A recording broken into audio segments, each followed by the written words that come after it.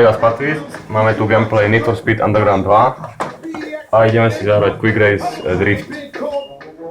Nastavíme to na hard, úroveň premávky maximálna teda, automatická prevodovka a ideme na to.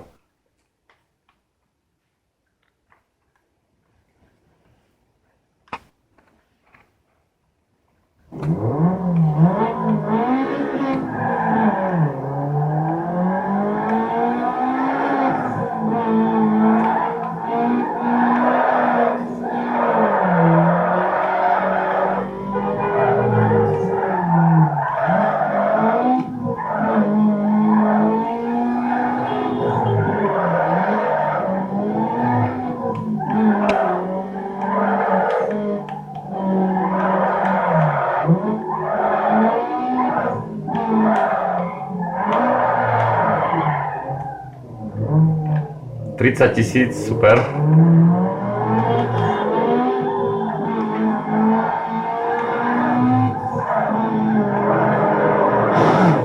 Tak toto nevyšlo. Nevadí, ideme ďalej. Rútime sa dole týmto kopcom.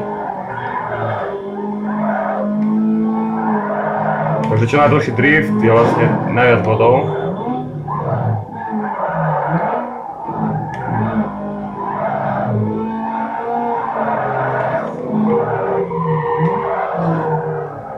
Ťukli sme zadok, takže tak. Asi skončíme tretí. Nevadí, bol tam 30 000 drift, dáme ešte jednu šancu. Vypni.